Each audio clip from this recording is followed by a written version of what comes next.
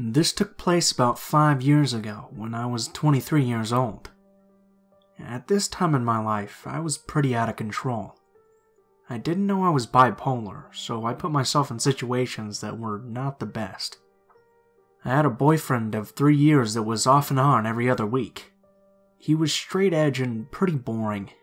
Whenever I wanted to go out, it was always a fight. He would cry because I would go out to the bar, and then by next week we were back together. One night I was leaving the salon. I'm a hairdresser and decided I wanted to go out.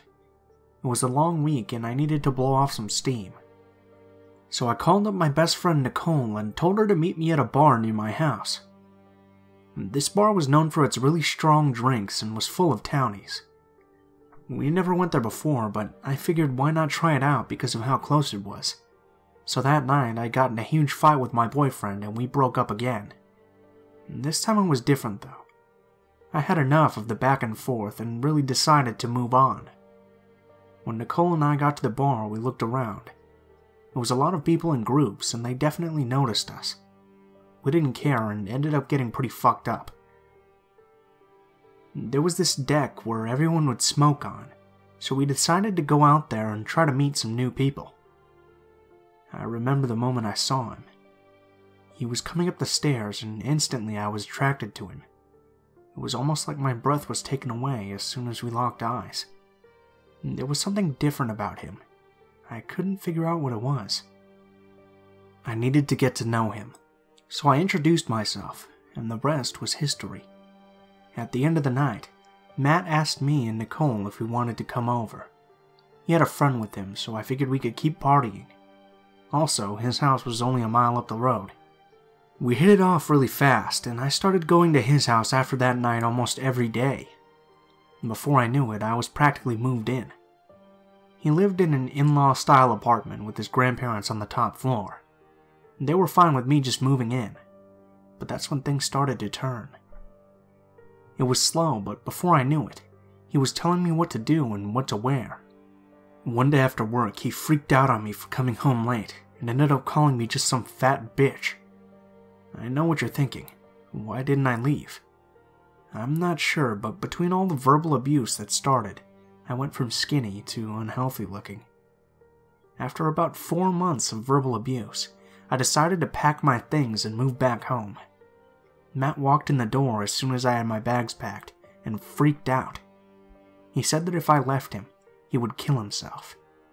I thought he was joking, so I continued to get my stuff together, but this is when he went into the kitchen and took a knife out. He started to cut himself right in front of me, screaming, "I dare you to leave." I was scared and not really sure what the hell to do. His grandmother even came down trying to calm him. I think she knew there was something wrong with him, but continued to deny it.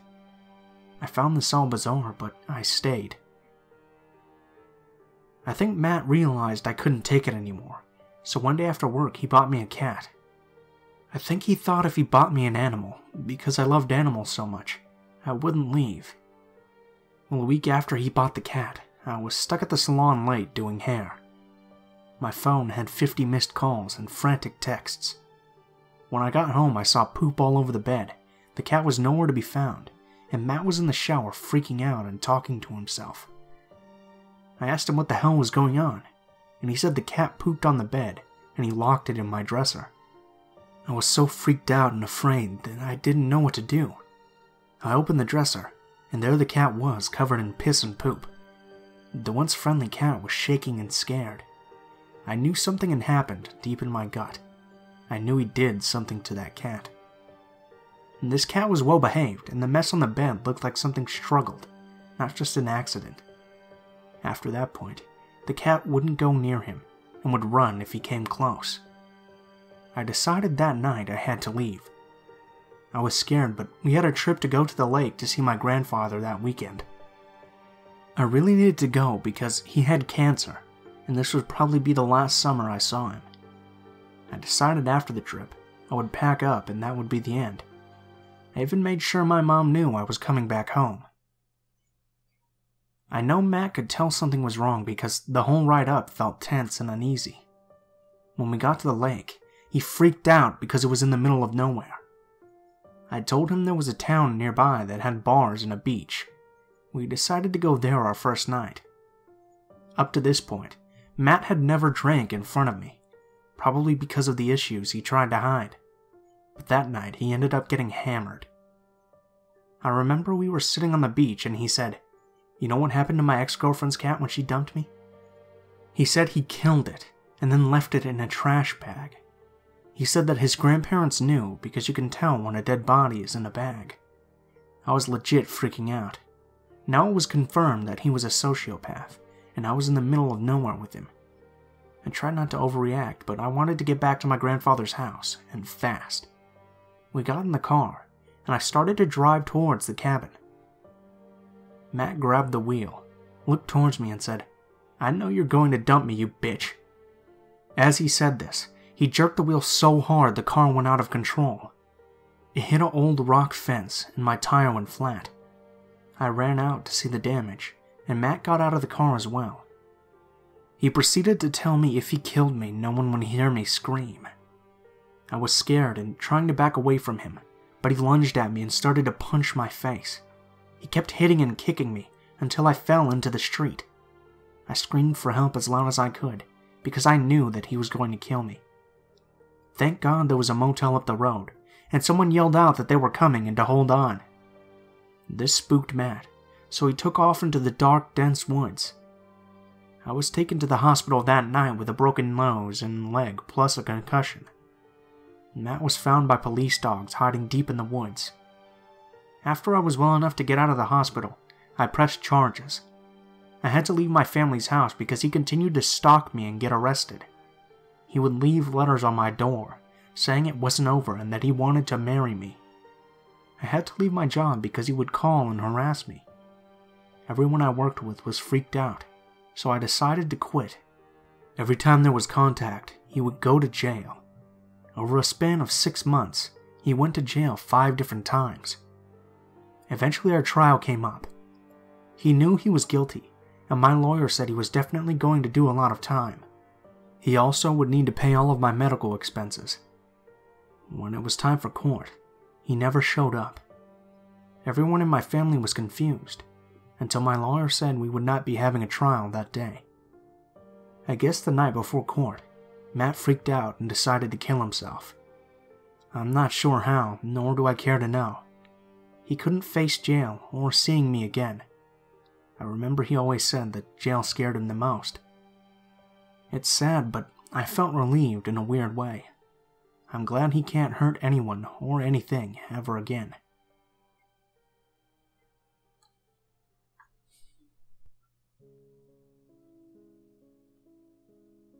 A few years ago, my brother-in-law bought another apartment complex in Florida.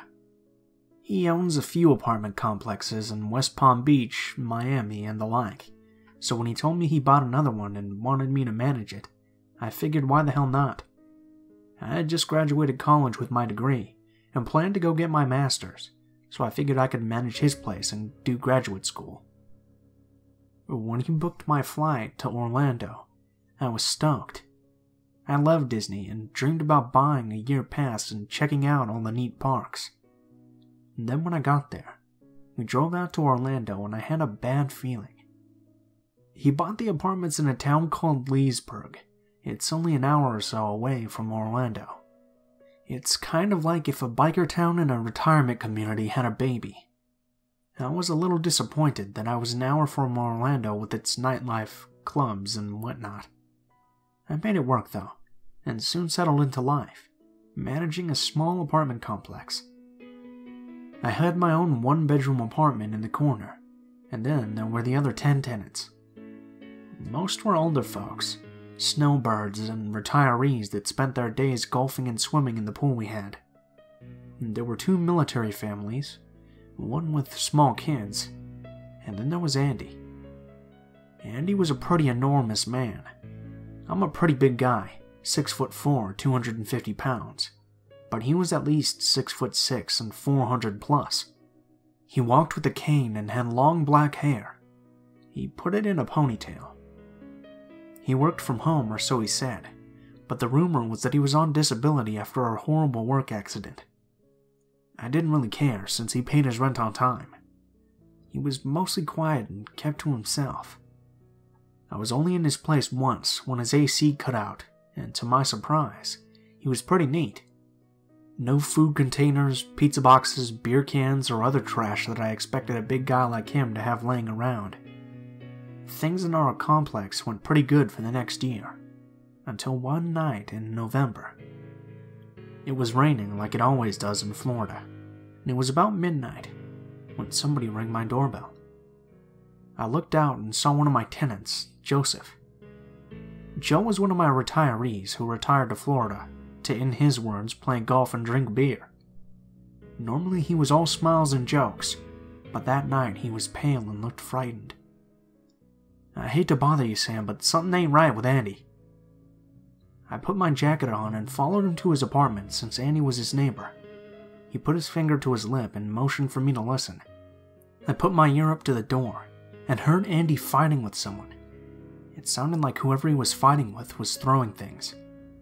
I was taken aback as he never had a guest over, ever, in the year that he had lived there. So I knocked and heard him stomp over to the door and open it. He looked... Normally he was very well dressed, put together, and like I said, wasn't a very messy guy.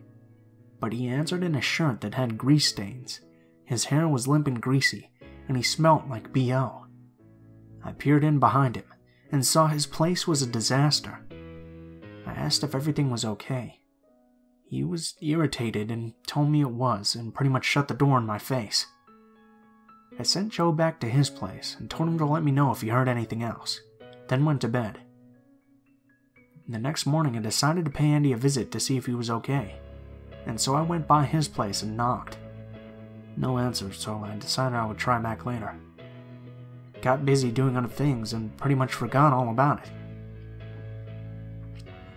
December rolls around, and I'm starting to get the monthly rent checks. None from Andy, though. That got me a bit worried because he was always on time with his checks, so I knocked on his door. At first, there was nothing, but I knocked again and heard grunting and moaning. I should have called the police first, but I didn't. I opened the door with my keyring and was hit with the foulest smell I've ever smelled. It smelled like piss, shit, vomit, and B.O. all rolled into one. The walls were streaked with what I assumed was shit, and the place was thrashed. I start calling for Andy while dialing 911, and I hear the moaning from the back bedroom.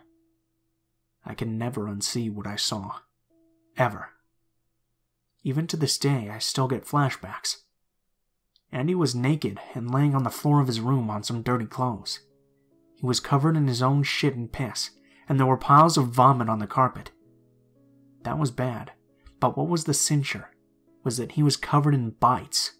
Human bites all over his arms, legs, and everything, and they were starting to smell with infection. He was bleeding from his rectum, and I wondered who had attacked him. Was it the person we heard him fighting with? I didn't get my answers until a few days later. He had been rushed to the hospital and was fighting for his life in the intensive care unit. The doctors talked to his sister, who turned out to be his medical guardian, and slowly things came into place. It turns out Andy had done all that to himself. He suffered from multiple mental disorders. He had stopped taking his meds in the month before November. There was no other person that night. He was arguing with himself. Those bites he inflicted himself. The bleeding in his rectum from inserting a foreign object and doing so much damage it ruptured his internal organs. He ended up pulling through and went home to live with his sister. I had the task of cleaning his apartment, and what I found while cleaning pretty much freaks me out as much as finding him.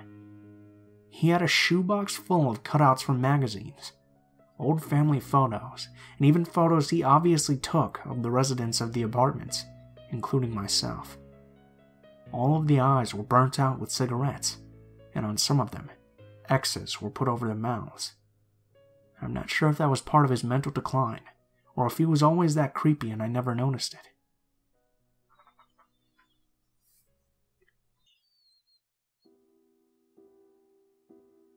Hi there. I work as a doorman and have done so for about 5.5 years. Money's not exactly amazing, but it's my job. It would be great if I could get a full-time job to pay my child maintenance, but unfortunately, in the area I stay in, Scotland, they ain't exactly handing out jobs. So you can imagine times are a bit tough. However, there was a time when I loved the job so much, right at the start, up until about 2 years ago. Let me take you back a couple of weeks before the incident. It's a freezing cold January, still snowing, and you can see your breath when you're breathing. Your hands are cold, you're all stiff, and you wait outside for 12-hour shifts, checking people's IDs and putting up with a lot of grief when rejecting drunk people. So I remember this one night. I had seen him all the time, every weekend. Without fail, he would be out. Suppose you could say he pays my wages. But we had never spoken, apart from the odd hi, mate, when passing one another. Anyways, I was standing at the front door one night, freezing my balls off, when he came out and approached me and started talking over a cigarette. Turned out he was a pretty good lad and had a great laugh. This happened for about 2 weeks, but at the same time, I had my eye on my now girlfriend. She kept looking across the bar and I would catch small glimpses of her doing it, and I knew that we both liked each other, so she came out and started talking to me. This happened every weekend, and during the week, we began seeing each other, and I couldn't be more happy. I had been seeing Amy for a good 3 weeks, and hadn't heard anything from the guy since me and my missus had got together. So one weekend, I came in to look for him, and he was nowhere to be seen. I went to the management and asked if they had seen him, and they hadn't seen him in weeks. The night in question, I was standing at the door, and the snow had stopped. It was about midnight, and I hear the door behind me open, as though someone was leaving, so I turned. I went to say thank you, but I saw him standing there with a weird smile on his face. I asked him where he'd been hiding, but he was very blunt with his responses, and it didn't quite sit right with me. He had a cigarette, and nothing more was said. The missus was in the house, thankfully, on this night, so he finished his cigarette and walked back inside and out the back door. Once it hit 1 o'clock, I did the usual, "Right, guys, finish your drinks and head to the exit, please." Once everyone had left, I locked the pub and said goodbye to the manager and bar staff. I put my headphones in and proceeded to walk home, but the quickest way was alongside the side of a Tesco store, and it's not exactly very well lit. So I'm walking down there and singing to myself as you do when you're all alone, not really paying attention to where I was going, and I banged into someone. I took my headphones out to apologize, and it was the same man from before. I told him that I was sorry and that I'd see him next weekend, and proceeded to walk away and put my headphones back in. I must have gone about 30 yards when I felt a searing pain in the right-hand side of my neck, my side and my leg. I fell to the floor and could feel blood gushing from my wounds. I remember turning over and seeing him standing there with a steak knife, just smiling. After this, he walked away, and I managed to get my phone out. I couldn't unlock it though with the fingerprint scanner or the password because I had blood all over my hands, so I tried to type with my nose on the screen and called an ambulance, applying pressure to my neck. That's where I was most worried about. They were very quick in getting there, and I was on my way to the hospital. The thing is, I was lying about several gardens down from my own, so I'm on my way to the hospital, and my vision keeps blurring. I'm having problems breathing and my leg keeps twitching. The doctors worked on me, but I can't say I remember much since I was asleep. I remember waking up the next day with a massive headache, and my missus at the side of the bed. She grabbed my hand and started crying. My parents and my sisters were in the diner, and came about 10 seconds later. I took it as a great opportunity to introduce the two, but I had to stay in the hospital for about 4 to 5 days. After the 4th, I signed myself out and headed home.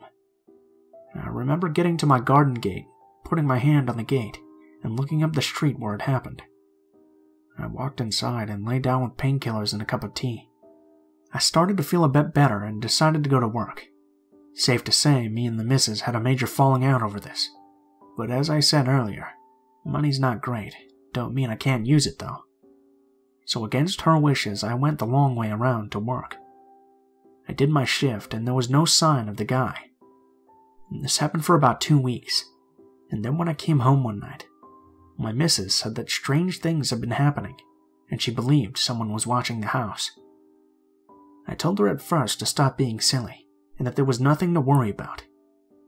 The next night, we're laying on the bed after making love, and she's lying on my arm, head against my chest, sleeping. I'm just about to drift off, when there's a smash, and the whole bedroom window caves in.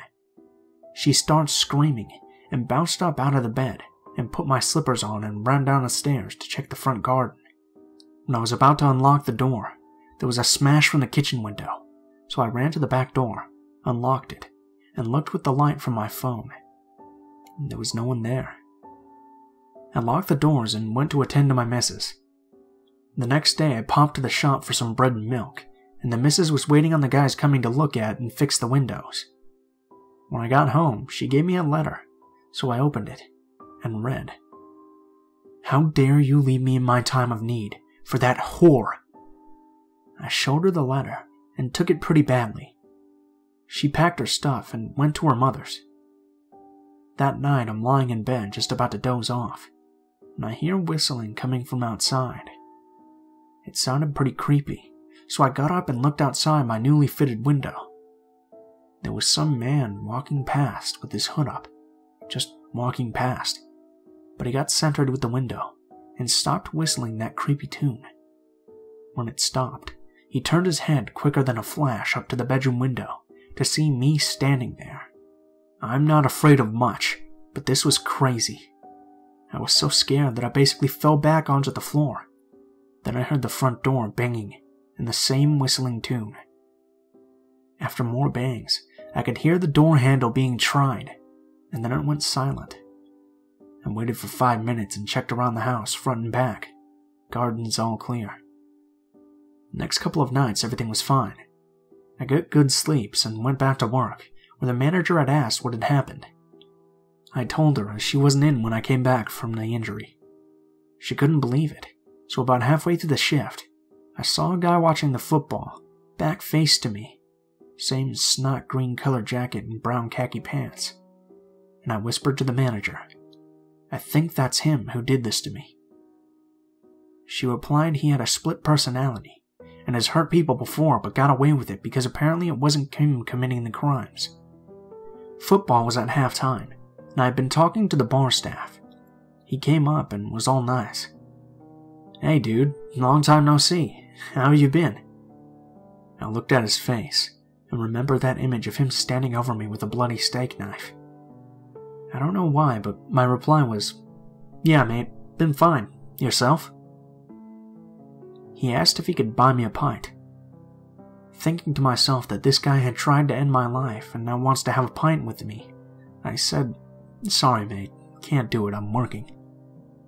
He told me that he was going to the bathroom. I was speaking to the manager, seeing if she thought this was put on or if he genuinely did have some split personality. She was just about to finish her sentence, when with a bang, the toilet door swung open, and out he came. His facial expression had changed, and he had raised an arm, storming towards me with that same knife. Unfortunately, I got the better this time as he swung at me. I broke his elbow and made him drop the knife, restrained him on the floor and called the police. They came and took him away. I haven't seen or heard anything about him for over 2 years now. The last thing I did hear was that he was put into a mental hospital. Me and my missus got back together again, and since have moved house and had a beautiful baby girl. We're expecting our second anytime soon. I suppose the main point of this life story is don't judge someone by their looks. I thought this guy was the nicest man alive, but then he tried to take my life, and offered me a pint, then tried to take my life again. Be careful who you let into your life. I know it's a lot harder for me to trust new people nowadays.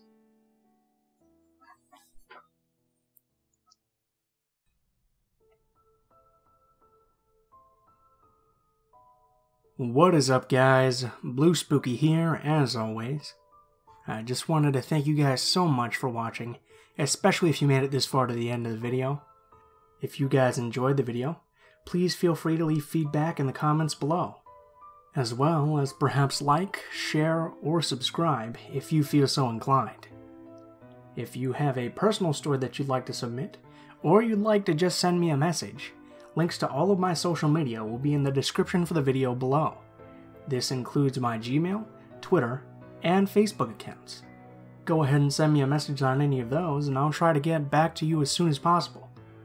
If you do decide to send in a story, please be sure to include in the tagline what the theme of the story is, if it has any, the name of the story, and how you would like to be credited in the description of the video the story appears in. If you're curious at all about the music used in this video, the music is always listed in the description below, in the order which it appears. I also have links to the artists and list the tracks by name, just in case you want to find more of their work. Last but not least, if you have any criticism, please be sure to leave it in the comments below, as I'm always looking for new ways to improve the channel. Thank you guys so much for watching, and I hope you guys have a great day.